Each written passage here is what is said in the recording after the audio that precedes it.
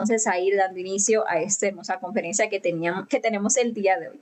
Que es muy hermosa porque hoy vamos a hablar de lo que es la montaña del amor. Sí, porque ese trabajo de la tercera montaña es el desarrollo pleno del amor. Incluso lo que es el amor en nosotros se unifica en el trabajo de esa tercera montaña para que pueda unirse a la sabiduría y quedemos ya como seres absolutos. Entonces, vamos a profundizar un poquito en lo que es esta tercera montaña de la iniciación. Hacemos ahí rápidamente una recapitulación de lo que fueron las dos montañas anteriores para que podamos como unir ese proceso con el que vamos a estar viendo el día de hoy. Veíamos que nosotros llegamos al conocimiento y nosotros entramos como simpatizantes del conocimiento, como simpatizantes de eso que empezamos a escuchar. La triste realidad, porque es una realidad, es que casi todo el que llega toma esto como una teoría. Sí, simpatizan con lo que estamos diciendo aquí. Nos parece muy interesante, nos parece muy lógico muchas cosas, ¿sí? Nos parece muy llamativo, es algo que decimos, sí, es lo que yo siempre estuve buscando, me encanta, lo asimilo, lo quiero hacer, pero una extraña fuerza, llamémosle así a ese ego que tenemos en nosotros, nos impide hacer este trabajo. Nos impide realmente ponernos a practicar el conocimiento. Nos quedamos ahí simplemente en la teoría.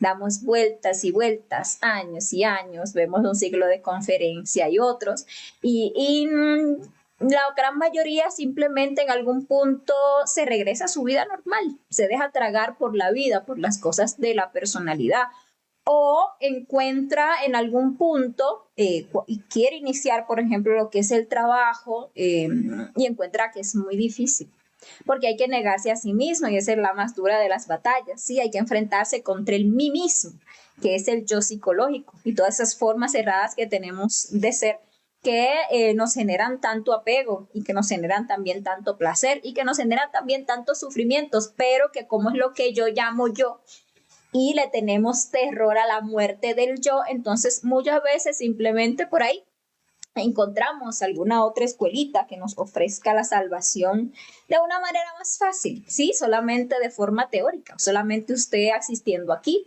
o solamente usted haciendo estos rituales, o solamente usted llenando la hojita de asistencia y dando un aporte de acuerdo a su nivel de conciencia. Entonces usted va a ir ya para el cielo, ya usted cuando vengan los extraterrestres a recoger esta raza, a usted se lo van a llevar, porque usted está ahí anotado en el librito de la escuela. Y bueno, ahí se van y van mariposeando de una escuela a otra sin tomar realmente seriedad nunca en el trabajo interior.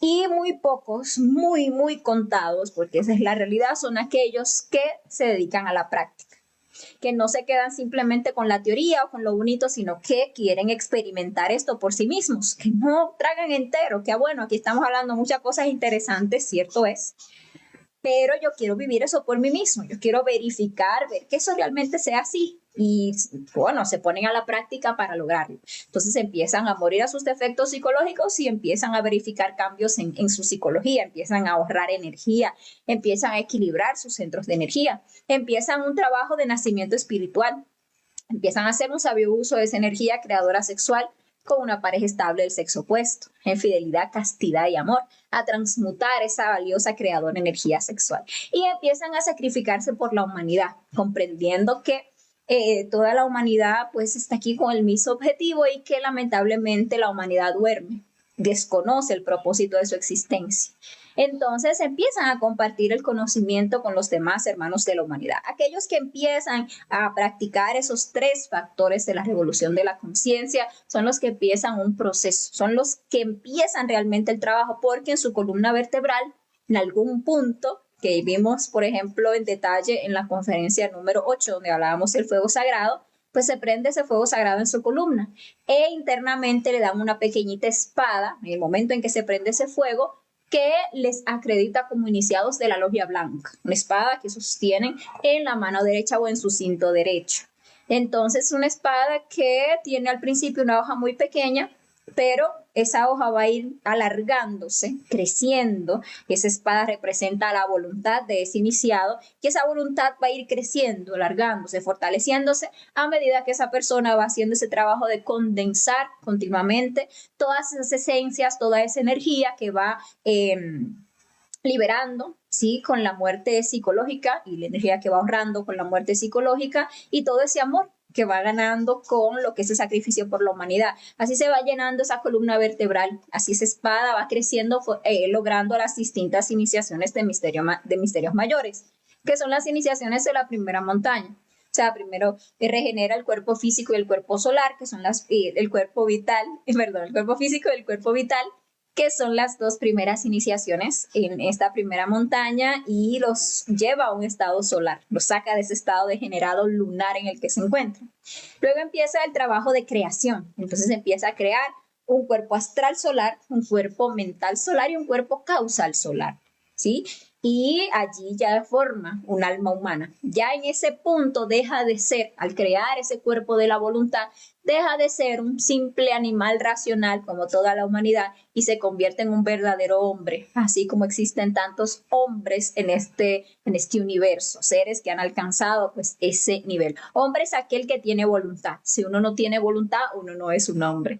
Pero cuando se está en esa iniciación de la creación del cuerpo de la voluntad o cuerpo causal, la persona debe escoger camino. Entonces ahí se le pone una decisión muy difícil. Es un colador bastante grande que hay en este camino, porque allí la persona debe escoger, el iniciado debe escoger si continúa por ese camino difícil, estrecho y angosto que lleva al trabajo de la segunda montaña, que es el camino del Cristo, o toma ese camino ancho, pavimentado, ¿sí? Que es el camino del nirvana, que hace que la persona se quede estancada en ese nivel de hombre, ya se convierte en un nirvano, ya tiene derecho a habitar en esos planetas nirvánicos, donde efectivamente se viven, a esa altura se tiene un 70 y tanto por ciento de conciencia, es decir, que se viven planetas conscientes y se pueden durar pues cientos, miles de años en ese estado nirvánico, que bueno, muy bonito, muy todo, pero se queda la persona atrapada en la máquina, no logra realmente la liberación y unirse nuevamente con el Padre, sino que es un camino que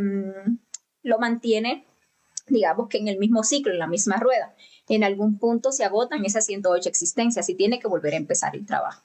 Entonces se dice que de 1000 iniciados que llegan a esas alturas, imagínense ustedes, ya 1000 iniciados, que hagan la obra, que creen todos esos cuerpos y lamentablemente están, digamos que son tantos los retos, es tanta la revolución que se requiere para uno realmente lograr la liberación final que 999 terminan tomando el camino del nirvana traicionando a su Cristo íntimo, porque solamente aquel que decide por el camino directo, es decir, que hace la voluntad del Padre, entonces es el cual puede unir ya su alma humana con su alma divina, porque toma el camino directo, que lo lleva aquí al cuerpo búdico, que es el alma divina. De la unión entre ese humano y eso divino en nosotros, humano y divino, pues se da la gestación del Cristo íntimo, que es el que viene a hacer el trabajo de la segunda montaña. Trabajo que vimos en detalle el martes pasado, un trabajo muy interesante, no podemos negar que es muy difícil. El Vía Crucis es realmente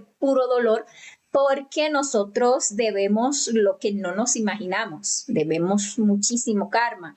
Hemos pecado mucho contra el Espíritu Santo, que es nuestra propia energía. La hemos violentado, todo ese placer que nosotros sentimos, experimentamos, violentando nuestra propia capacidad creadora, nuestra energía creadora sexual, pues en esa segunda montaña se debe pagar con dolor en lo que se llaman los 8 años de Job. Por eso, entre otras cosas, pero digamos que más por eso, por los miedos a atravesar esa segunda montaña, todos esos iniciados escogen ese camino del nirvana, tratando de huir a ese dolor, a tener que pagar lo que deben. Pero bueno, ahí aparece un revolucionario que hace ese trabajo. Ahí toma ese camino del Cristo, que le va a llevar a unirse con el Padre, porque solo a través del Hijo pues, se puede llegar al Padre. Entonces, en esa segunda montaña nace el Cristo, dijimos, sí, y se va desarrollando a lo largo de las iniciaciones de la segunda montaña, que se le llaman las iniciaciones de oro. Ahora ese maestro pues ya empieza a formar a una espada de oro, una espada que va a tener el poder para eliminar las mismas causas del error, es decir, las semillas del ego, todos esos yoes causa que dieron vida a todos los yoes que ahora mismo tenemos. El Cristo, solamente esa fuerza tan poderosa puede enfrentarse a esos defectos psicológicos que se encuentran en las infradimensiones del planeta Tierra y liberarnos completamente de todo el ego. Sí, también pues ese Cristo, como es una fuerza, como es un guerrero, pues también puede pagar todo ese karma, incluyendo ese karma duro. Entonces ahí creamos cuerpo físico de oro, vital de oro, astral, mental, causal de oro y un cuerpo búdico y átmico de oro. En la segunda montaña hay que hacer el trabajo de los 7 cuerpos, las 7 iniciaciones, no como en la primera, que solamente teníamos que hacer 5 iniciaciones, crear 5 cuerpos, porque 2 de nuestros cuerpos internos están levantados en estado solar. Pero ahora estos cuerpos solares, la segunda montaña, deben morir para que nazcan unos cuerpos superiores que son los cuerpos de oro. Esa segunda montaña, cuando ya mueren esos yoes causa, se pasa por el proceso de la muerte en la cruz y la resurrección, se termina con un 99% de conciencia, es decir, que es un ser plenamente despierto, ese que culmina la segunda montaña. Ya solamente le falta la conciencia cósmica, es decir, integrar la conciencia del Padre, que es un trabajo que se hace ya en la tercera montaña.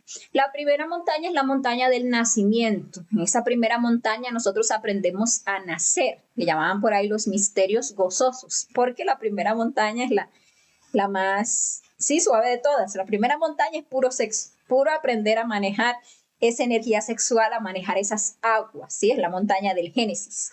La segunda montaña es la montaña del morir, aprender a morir en sí mismos, porque en esa segunda montaña es donde la muerte definitiva se va a vivir en nosotros, se va a acabar todo el ego. Y es la montaña entonces que se le conoce como el apocalipsis, el fin del mundo para el yo, ¿verdad? El fin por el fuego de todos esos defectos psicológicos. Y ya la tercera montaña es la montaña del amor, es la montaña del sacrificio por la humanidad, porque ya ese ser que ha muerto en sí mismo, que ya no tiene egos, pues quiere volver al absoluto. Pero para regresar al absoluto debe cumplir con unos requisitos, y de esos requisitos que ya ha cumplido mucho, ya ha matado todos los yoes, ya ha integrado a todas esas partes del ser que estaban atrapados en el yo psicológico, ahora tiene que hacer un trabajo de dejar un discípulo, porque para poder unirse nuevamente al absoluto, para darse el lujo de desaparecer y dejar este valle de dolor, tiene por lo menos que dejar un discípulo en el camino, que ya haya tomado pues el camino de la segunda montaña y está haciendo la revolución de la conciencia. Entonces ahí si ese iniciado, si ese maestro, pues ya a esa altura es un Cristo, un maestro, todavía no ha conseguido ese discípulo, pues le toca bajarse en esa tercera montaña a buscar. Y no es sencillo encontrar un discípulo que coja la segunda montaña, como vimos.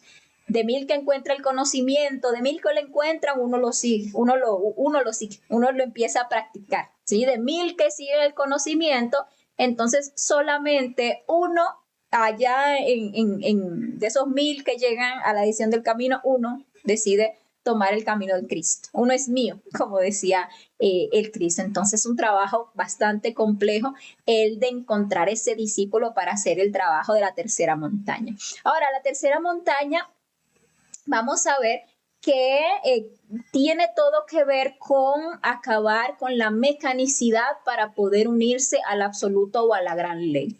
¿Qué quiere decir esto? Que a esas alturas el iniciado ya ha fusionado todas las partes principales de su ser, buscando volverlas una. ¿Sí? Se ha liberado de casi todas las leyes. Cuando nosotros estamos en el mundo físico, estamos nosotros ahora, ¿verdad? Estamos bajo 48 leyes que nos someten. Son 48 condicionamientos que someten nuestro cuerpo físico. Pero nuestra psicología está todavía más abajo, sometido bajo muchas más leyes, porque cada uno de nuestros yoes pertenece a una infradimensión en particular. que está regida por un número cada vez mayor de leyes. A mayor cantidad de leyes, mayor materialidad, mayor mecanicidad, mayor dolor, ¿sí? Y asimismo tenemos yoes que están regidos hasta por 24.578 leyes. O sea, yoes que son terriblemente pesados, que cuando se manifiestan en nosotros nos ponen esa psiquis pesada, que se pone uno que no oye, no ve, ni entiende, que no hay una lucecita en uno cuando un yo de eso se manifiesta. Y bueno, el Cristo a esas alturas los ha eliminado todos, se ha liberado de las 48, se ha liberado de las 24 leyes, se ha liberado de las 6, de las 12, de las 6 y ahora se encuentra a una altura de 3 leyes. Entonces, el Cristo ya no teniendo yoes, todavía hay un principio mecánico en él, porque esa primera triada, perdón, que es Padre, Hijo y Espíritu Santo, son esas tres fuerzas que él ha integrado, pero que aunque son leyes muy superiores, todavía son mecánicas, porque la ley del 3 es la ley que crea. Entonces, mientras ese maestro esté sometido bajo esas tres leyes, que son las leyes que dan creación, mientras no haya gobernado aún esas tres leyes, puede llegar en algún punto a crear el ego. Entonces, aparte de eso, mientras esté sometido por esa mecanicidad de esas tres leyes, no se puede unir al absoluto, porque al absoluto no se puede ingresar como una trinidad, ni siquiera como una dualidad. Hay que volverse una unidad para poder conectarse al absoluto, porque en el absoluto pues solamente rige, no hay ningún principio mecánico en el absoluto solamente se rige lo que es la libertad total, ¿sí? La felicidad total. Entonces, el trabajo que hay que hacer en la tercera montaña implica que se dé la muerte mística de dos leyes, específicamente la ley del Hijo y la ley del Espíritu Santo, para fusionarse en una sola ley, que es la ley del Padre. A eso es lo que se le conoce como regresar de vuelta al Padre o ser uno con el Padre. Por ahí siempre se ha hablado de Dios Padre, Dios Hijo, Dios Espíritu Santo, ¿verdad? Y se ha dicho que esos tres son uno. Pues exactamente de eso es que estamos hablando, de cómo este Espíritu Santo, este Hijo, vuelven de regreso al Padre, y eso es un trabajo que hace el Cristo en el trabajo de la tercera montaña. ¿Okay? Entonces, bueno, miremos las iniciaciones que se van a hacer en la tercera montaña. En la tercera montaña, los cuerpos de oro que hicimos en la segunda montaña van a morir. ¿Para qué? Para que nazcan todavía unos cuerpos más superiores, más sutiles, que son los cuerpos de luz. Por eso, las iniciaciones de la tercera montaña se le conocen como las iniciaciones de la luz. No, el Padre debe penetrar en nosotros y el Padre es pura luz, pura sabiduría. Y solamente cuando uno tiene unos vehículos adecuados, cuando uno se ha convertido plenamente en un ser de luz, habiendo creado esos cuerpos de luz, entonces el Padre puede ingresar, penetrar en la persona, bautizarlo completamente de luz, como veíamos en la conferencia número 9, donde veíamos que ese bautismo de luz es el verdadero bautismo. Solamente puede llegar a hacer estas iniciaciones de luz uno que haya muerto en sí mismo, que haya eliminado completamente el yo causa, porque recordemos que el ego en nosotros es la oscuridad, es la ignorancia. Entonces, para volvernos plenamente seres de luz, debemos haber comprendido, observado, comprendido y eliminado hasta las mismas raíces de nuestra ignorancia, de nuestro ego. Y ese es el trabajo que se hace en la segunda montaña, y entonces nos permite iniciar esa creación en la tercera montaña. Entonces ahí es donde se llega ya a la cristificación total. Una persona que llega a esas alturas se convierte en un hijo de la luz y un hijo del amor, que son las fuerzas primarias del universo. En ese punto, ese Cristo que llega a integrar esas fuerzas se convierte en una fuerza cósmica universal consciente a todo instante. Y eso es lo más maravilloso. Nosotros vivimos en un estado de inconsciencia constante, ¿sí? Y cuando empezamos a hacer un trabajo sobre nosotros mismos, empezamos a ganar espacios de conciencia. Empezamos a luchar por lograr esos estados de recuerdo de sí, por ser conscientes de nosotros mismos en este momento. Pero vemos cómo estamos aquí haciendo el esfuerzo de ser conscientes de nosotros mismos, sintiendo esa vida que está latente en nosotros, observándonos internamente, y muy fácilmente perdemos ese estado de recuerdo de sí, se nos va. Y nos dormimos y empezamos a soñar los sueños de nuestro ego, nos identificamos con esto, nos perdemos en el otro, reaccionamos, pensamos, sentimos, desequilibrio total, nos olvidamos de nosotros mismos. En algún momento el poco de conciencia que ya hemos despertado como que nos llama de vuelta, güey, recuérdate a ti mismo, y vuelve uno a ese estado de recuerdo de sí, está ahí autoobservándose, buscando esa fuerza para identificar esos yoes que se quieren manifestar, sacarnos del estado de conciencia y pedirles muerte para poder mantenernos un momentito, así, con ese calorcito de sentir la vida dentro de uno, y al ratito vuelve y se va. Con el trabajo, esos momentos de conciencia, esos segundos de conciencia se van alargando, y la persona pues tiene ya la capacidad de lograr unos minutitos en el día en estado de conciencia, de recuerdo de sí. Sigue trabajando y ya va logrando unos espacios más grandes. Ojalá, y va logrando una hora de recuerdo de sí durante el día. Ahí, claro, dispersa en distintos momentos, pero ahí en un día hace una horita de recuerdo de sí. Y luego por ahí puede lograr 2 horas en estado de recuerdo de sí. ¿Qué significa eso? Que la persona está despertando la conciencia. Eso es el despertar de la conciencia. A veces el despertar de la conciencia lo podemos confundir con muchísimas cosas. Queremos que despertar la conciencia es saber mucho, es hablar bonito, es tener tal vez, no sé, alguna facultad, es desdoblarse al astral, pero realmente la conciencia se define aquí ahora. ¿Estamos conscientes o no? ¿O estamos dormidos? Claro que hay un terrible daño mental en el cual nosotros podemos muy fácilmente caer, que es la mitomanía, que es el dormido que se sueña despierto. Pero cuando uno se juzga a sí mismo despiadadamente y uno se hace consciente de cuánto tiempo durante el día está uno consciente en recuerdo de sí, durante el día y durante la noche, porque nosotros soñamos en el día y en la noche. Entonces ahí es donde uno se da ese choque y se da cuenta de que está dormido. Pero una persona que empieza a despertar lo sabe, lo vive, lo experimenta, lo aprecia, esos instantes de conciencia los goza, los atesora y trata de alargarlo a lo largo del día y también de la noche, de ser consciente de sí mismo, aquí ahora, dónde estoy, quién soy, quién se está manifestando en mi máquina, ¿sí? Y en qué lugar me encuentro, estoy en el físico, estoy en el astral, ser consciente. A este punto en el que estamos hablando ya de tercera montaña, ese maestro, ese Cristo es consciente en todo momento, sin jamás perder la individualidad, porque por el contrario, lo que era antes una multiplicidad de yoes, ahora es un individuo consciente, porque todas esas chispas, todas esas partes del ser que estaban atrapadas en cada uno de esos yoes ya las liberó y las integró en sí mismo. Es una vestidura para ese Cristo. Y entonces, pues ahí puede hacer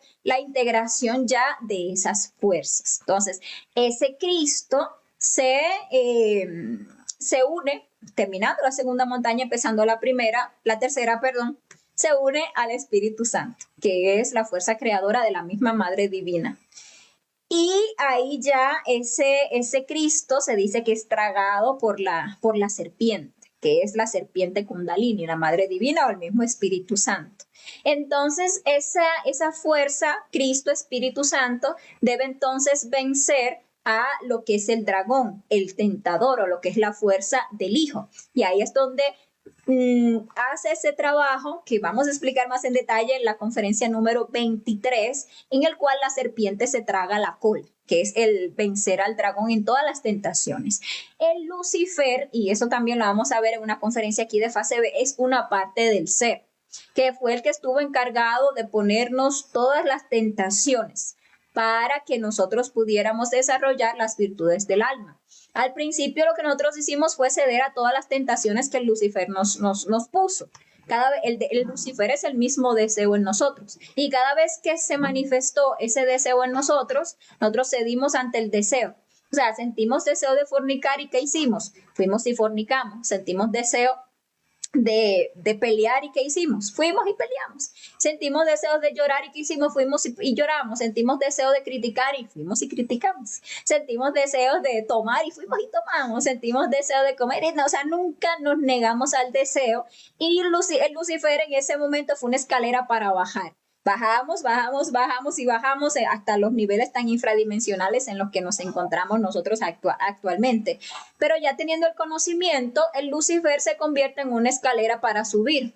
Porque cuando nos ponen las tentaciones, cuando se manifiesta ese deseo en nosotros, ya teniendo la herramienta de la muerte psicológica, podemos hacer uso de ese pequeño margen de libre albedrío que tenemos. Es decir, que ya con la herramienta tenemos la capacidad de negarnos al deseo.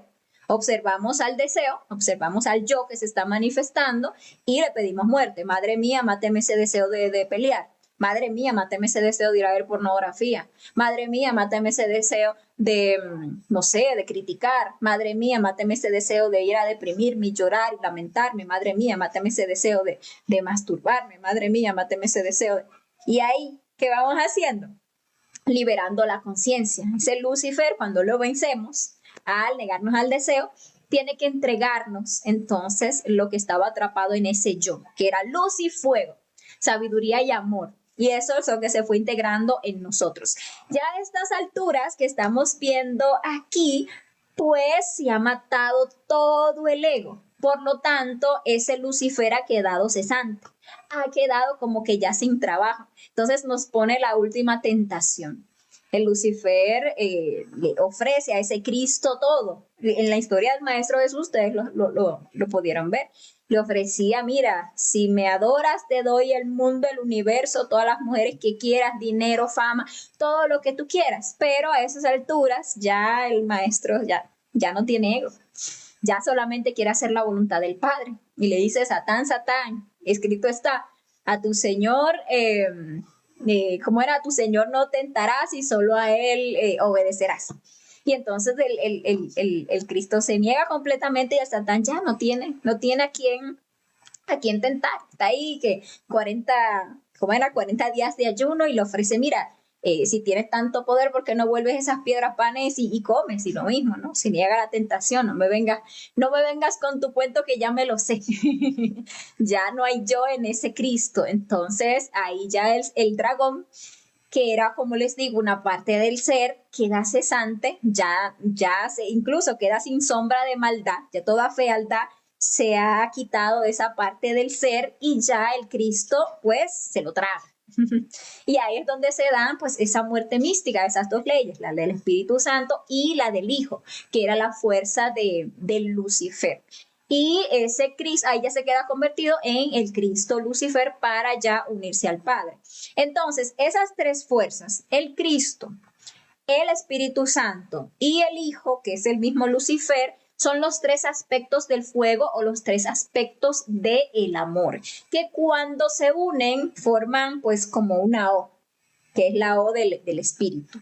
Y ahí ya el Padre puede bajar y puede penetrar en esa O. El Padre es como la I que penetra la O. Al final todo es como el sexo, porque esto todo es sexual. Toda creación es sexual. Entonces la I, que incluso representa al falo, pues va a penetrar a la O, al Yoni, que representa a la madre, que está ahí integrada, porque el Cristo, el Espíritu Santo y el Hijo son Dios Madre. Y el Padre ahí pues ya puede unirse la sabiduría a el amor. ¿Para qué? Para regresar al sagrado sol absoluto, lleno de felicidad absoluta, con plena libertad, porque esa es una libertad auténtica. Nosotros estamos sometidos tanta infinidad de leyes y anhelamos una libertad y creemos que somos libres porque no estamos en la cárcel. Creemos que no somos libres porque en nuestro país no hay una dictadura. Bueno, en algunos países sí, pero digamos que en el que estamos no hay una dictadura. Creemos que somos libres, no sé, porque no estoy casado, entonces soy libre del matrimonio. Cree uno que es libre, pero uno no es libre nada, porque estamos presos internamente, estamos sometidos por el gran tirano que es nuestro ego. Si no tenemos libertad, ni siquiera de movimiento, no tenemos libertad siquiera para irnos de este país al que querramos, porque por ahí nos ponen montones de requisitos y nos exigen muchísimos documentos. Sin embargo, a esas alturas es plenamente libre de moverse en todas las dimensiones, ya los cuerpos están fuera del tiempo, ¿sí? Cada uno de esos 7 cuerpos no están ya sujetos ni a las leyes ni al tiempo. Por lo tanto, ese ser puede poner esos cuerpos de la edad que quiera, manifestarse en el plano que quiera ir, entrar, salir al absoluto, moverse en los distintos soles absolutos de los distintos universos. O sea, es una plena libertad porque ya existe pues toda esa conciencia libre. A esas alturas, la persona vive internamente o se presenta internamente a ese Cristo un símbolo muy interesante que es el símbolo del gran sepulcro y también el símbolo de la gran cruz con su corona llena de piedras preciosas, piedras vivas, que es el proceso de la culminación de la tercera montaña. ¿Por qué aparece una gran cruz y un sepulcro? Porque este camino es puro morir y nacer. Nosotros vamos muriendo a muchas cosas, pero es para que cosas superiores nazcan en nosotros. Entonces, ahí, incluso por eso se dice que hasta Dios tiene que morir, porque a ese punto ya se es un Dios capaz de crear a través del verbo. Pero como todavía se está regido por esas tres leyes, pues tiene que pasarse por un proceso de muerte mística, donde esas leyes deben morir para fusionarse en una sola. Entonces ahí se vive esa postrera muerte, esa última gran muerte para coronarse como el Rey de Reyes, el Señor de señores. Entonces ese mismo proceso es el que se representa, por ejemplo, en la cultura azteca, como el águila tragándose a la serpiente, que lo vemos incluso en la bandera de México, aunque se ha perdido el conocimiento de su significado. Realmente eso encierra el secreto de la tercera montaña, ese último trabajo que se debe hacer, porque la serpiente de fuego es ese Cristo, ya unido al Espíritu Santo y al Hijo, pues esa serpiente que se traga la cola. Entonces, el águila representa al Padre, que es la sabiduría. Y cuando el Padre, que es el águila, va a tragarse a la serpiente, ahí se convierte en un Quetzalcóatl, o sea, en una serpiente emplumada o un hombre absoluto. Ahí ya ha logrado volver nuevamente a la unidad, pasó de una dualidad perfecta a una unidad perfecta y se convierte en un hombre absoluto y ya queda conectado a la gran ley, o sea, ya queda conectado en el absoluto. Ya si el ser así lo quiere, ese ser así lo quiere, puede unirse al absoluto y ya fundirse con el absoluto, ya no tiene que regresar para acá a buscar nada más. Pero si esa persona quiere seguir participando, como muchos maestros, de lo que es este plan cósmico, por ejemplo, existen maestros como el maestro Samael Aun Weor, como el maestro Judas Iscariote, como el maestro Jesús, que se le conoce como Jesús de Nazaret, ese gran maestro, y muchos otros renunciaron a la dicha del absoluto, o sea, habiendo llegado a estas alturas de la tercera montaña, habiendo tenido la posibilidad ya de unirse a ese sagrado sol absoluto y disfrutar pues ya de la felicidad absoluta, pues por amor a la humanidad decidieron quedarse ayudando a la humanidad hasta que pues la última de sus chispas regresara al absoluto. Entonces son pues seres que están llenos de amor y decidieron quedarse, pero ya están por encima de las leyes, ¿sí? Porque ya las conquistaron esas leyes. Entonces hay allí una completa libertad. Ahora, el absoluto no se puede describir porque del absoluto depende toda la creación. El absoluto está por fuera de todas las leyes porque es la gran ley. No hay ningún principio mecánico en el absoluto. Todas las mónadas salen inconscientes del absoluto, todos nosotros salimos del absoluto aquí a venir a buscar una experiencia. Y luego de que se hace todo este trabajo del que hemos hablado aquí, de morir en sí mismo, crearse a sí mismos internamente y desarrollar completamente lo que es la ley del amor, entonces regresan las mónadas al absoluto con un 100% de conciencia. Ahora, no todas las mónadas regresan al absoluto conscientes, porque como vimos, son muy pocas las chispas que se deciden por la revolución de la conciencia. La verdad es que la gran mayoría de las chispas regresan nuevamente al absoluto como chispas fracasadas, es decir, en la misma condición en que bajaron, con un 3% de conciencia y un 97% de inocencia, porque se les dio la oportunidad de girar 3000 veces en la rueda del samsara, es decir, crear 3000 almas, y cada vez que crearon un alma, cada vez que la formaron a través de los distintos reinos de la naturaleza, cuando estaban en el reino humano, que ya tenían la madurez, y se les daba el conocimiento, pues siempre o se negaban al conocimiento, le pasaban de largo, o tenían las intenciones de trabajar, pero no ponían revolución a la obra. No se dedicaban realmente a la práctica, no desarrollaban en su interior esa ley del amor. Entonces, por ahí algunos empezaban y dejaban el trabajo, otros, por ahí unos tantos, tomaron camino del nirvana y muy pocas de esas chispas son las que regresan victoriosas al absoluto, con su 100% de conciencia a gozar de la gran conciencia y a gozar de la felicidad absoluta.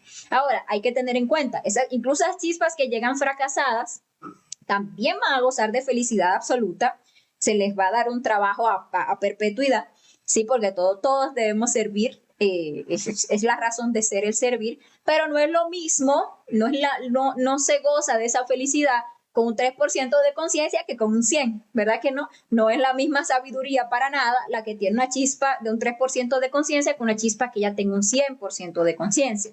Es una chispa que puede servir digamos que a muy gran escala, porque ella es una chispa plenamente consciente, que incluso ha desarrollado la vocación de su ser, que fue la que vino a desarrollar aquí, ha adquirido conocimientos muy superiores sobre el cosmos, sobre todas las leyes, sobre todas las dimensiones, sobre todas las ciencias que existen en el universo. Entonces es muy diferente y ese es el camino pues que estamos tratando de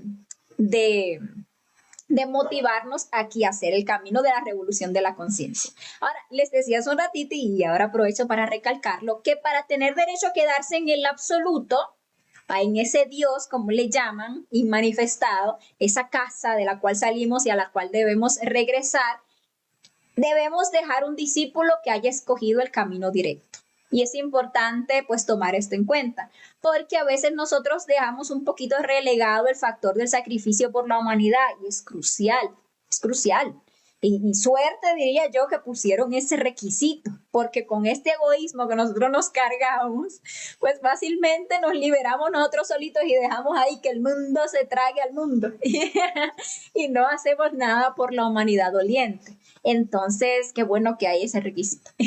Pero bueno, hay maestros que han llegado a esas alturas ya de la tercera montaña y como hicieron muchísimo trabajo de sacrificio por la humanidad, o sea, le enseñaron el conocimiento a millones de personas, cuando llegaron allá y miraron para atrás a ver quién venía de todos esos a quienes le enseñaron, por ahí venía uno ya caminandito, ya había cogido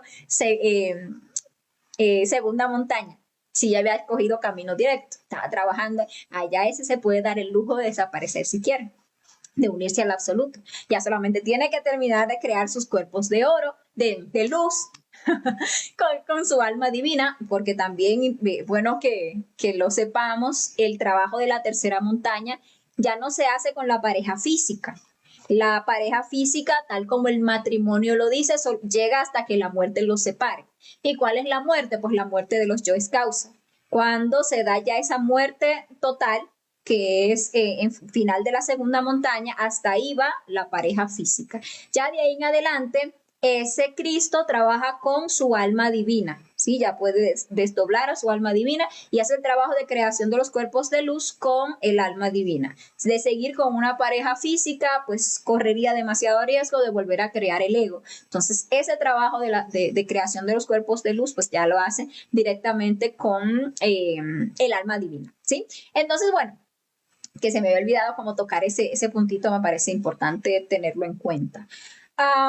También otro puntito como que también es importante tenerlo en cuenta es que cuando se termina la segunda montaña, a veces el cuerpo físico termina muy maltratado por el pago de el karma duro, ¿sí? Que, por ejemplo, hay personas que han llegado a la segunda montaña, maestros con un cuerpo joven, que resiste tranquilamente el trabajo el pago de ese karma duro, y bueno, pueden inmortalizar ese mismo cuerpo, porque ya a estas alturas es un inmortal, ya no muere, porque la muerte mata a la muerte. Cuando se mata el ego, que es la causa de la muerte, ya se convierte en un inmortal. Pero si el cuerpo físico está bueno, deciden inmortalizar ese mismo cuerpo físico. Pero si el cuerpo físico está muy maltratado, es muy común que la persona llegue ya a esas alturas de segunda montaña de una edad muy avanzada y para colmo pagando con esa enfermedad tan dolorosa, ese karma duro pues termina bien maltrecho el cuerpo. Entonces sale más económico, porque también los seres son unos economistas, cambiar de cuerpo, inmortalizar otro cuerpo que inmortalizar ese. Entonces ya teniendo una conciencia pues se puede reencarnar. Recordemos que la reencarnación es un acto consciente, es tomar carne conscientemente, diferente a lo que hacemos nosotros, que es simplemente retornar mecánicamente. Reencarnación solo lo hacen los seres despiertos. Entonces, a esas alturas, ese ser puede, por ejemplo, decidir, voy a nacer nuevamente, pero ya es un ser plenamente consciente, o sea, que decide dónde va a nacer, en qué familia, obviamente una familia de iniciados que vayan a comprender quién viene, le vayan a dar pues la directriz en sus primeros añitos de vida. Ya a los 7 años ya tiene todo integrado, toda la conciencia, como es un mutante ya puede volver el cuerpo como quiera y seguir su obra, seguir ya su trabajo de tercera montaña. Hay algunos maestros que igual han llegado bien maltratados a esas alturas, pero en otras épocas, otras razas, han guardado una momia en cuarta dimensión, o sea, un cuerpo momificado, justamente previendo ese momento. Eso usualmente son lo que tronos caídos, o sea, gente que sabe que se va a lanzar otra vez y que guarda su cuerpito ahí momificado para cuando le toque llegar a ese punto, pues tenga un cuerpito a donde al cual trasladar sus átomos y entonces seguir su obra, no perder como que mucho tiempo. Entonces, bueno, ya ese que tenga por ahí su momia, que a esas alturas como se está despierto, pues lo sabe, pues ya transfiere los átomos a ese cuerpo y pues deja el cuerpo físico antiguo y ahí ya reencarnó, pero en su mismo cuerpo. Hay otros métodos, como por ejemplo negociar cuerpo con una persona que ya no lo quiera. Por ejemplo, se dio el caso de Longsamp Rampa, que lo mismo, llegó a estas alturas. Entonces, lo que hizo fue que encontró una persona que se iba a suicidar, que ya no tenía interés ninguno por la vida, ya le apestaba la vida, y negoció con el ser de esa persona ese cuerpo. Para que esa persona ya dejara el cuerpo, entonces él tomar ese cuerpo y seguir, y ahí le pagaban un buen dharma a esa persona para que en otra existencia tuviera más fuercita para, quién sabe, por ahí tratar de buscar una autorrealización. Entonces son opciones conscientes a las que ya un ser consciente puede tener derecho para decidir y entonces hacer su trabajo de la tercera montaña. Entonces, bueno, retornando al tema de aquí del discípulo que tocábamos, ese discípulo no puede ser cualquiera, no puede ser una persona que recién recibió el conocimiento o un iniciado que está haciendo primera montaña y que por ahí tiene una iniciación, 2 iniciaciones. Mira, tiene 3 iniciaciones, es un buen prospecto. Puede ser que los maestros nos van ayudando, los maestros que están a estas alturas nos van dando fuerza internamente, impulso, saber. Uno le pide ayuda y le aparecen a uno en el astral ahí, mostrándole los yoes para trabajar, dándole el ánimo, dándole a uno la reprimenda, la que sea, pero nos van ahí ayudando, porque así va uno siendo como un prospecto, pero eso es lo que es un prospecto. Mientras no tome camino directo es un prospecto, porque lo más normal es que traicione. O sea, lo más normal es que llegue a esa altura y sea de esos 999 que toma el nirvana. Entonces el maestro no se puede hacer ilusiones. Solo le da fuerzas ahí a ver cuál. Pero si llega uno de esos discípulos a quien le enseñó el conocimiento y toma camino directo, pues entonces a ese ya lo puede dejar. Si está ahí, ya en el camino directo, haciendo el trabajo de la segunda montaña, trabajando con los 3 factores, entonces ya se puede dar el lujo de unirse al absoluto. Y bueno, esas son las terceras montañas de la iniciación. Ya los maestros de ahí para allá, del absoluto para allá, no nos cuentan más porque ya nos deja que seamos cada uno de nosotros los que descubramos todos los, digamos que todos los premios, todas las cosas que se van ganando cuando se hace este trabajo y se logran llegar a esas alturas. Así que bueno, ojalá todo esto nos sirva de motivación para animarnos a trabajar sobre nosotros mismos, para empezar a descubrir todo este camino maravilloso que es el camino del autoconocimiento, que es un camino difícil, sí, pero que es el único que vale la pena hacer, porque es el único que nos lleva a la liberación final. Entonces, bueno, ahí les dejo para reflexionar en lo que es el camino de las 3 montañas. Y con esto concluimos la explicación de las 3 montañas de la iniciación. Para el próximo martes vamos a estar estudiando una conferencia sumamente interesante de la fase B, que se titula Cuatro clases de Hanasmussen. Muy interesante esa conferencia porque vamos a ver que toda la humanidad en general somos Hanasmussen, es decir, que tenemos dos centros de gravedad, tenemos un poquito de ángel y un poquito de demonio, pero que hay cuatro clases diferentes, dependiendo de si en alguna existencia ha condensado energía en su columna vertebral. Entonces, si ha avanzado el trabajo hasta un cierto nivel, si ha adquirido ciertos poderes, facultades, virtudes, etcétera. Entonces, ahí es donde radica la diferencia, pero todos tenemos este doble centro de gravedad. Y vamos a ver que es importantísimo llegar a comprender esto porque es necesario definirnos en la obra. No podemos seguir siendo un ratito del ego y un ratito de la conciencia, porque entonces nunca saldríamos del estado de Hanasmussen. Bueno, una conferencia bastante interesante que la vamos a estar estudiando entonces el próximo martes. Si a ustedes les quedó cualquier duda de esta conferencia de la tercera montaña, por favor escríbanla en los comentarios que con mucho gusto le vamos a estar dando solución.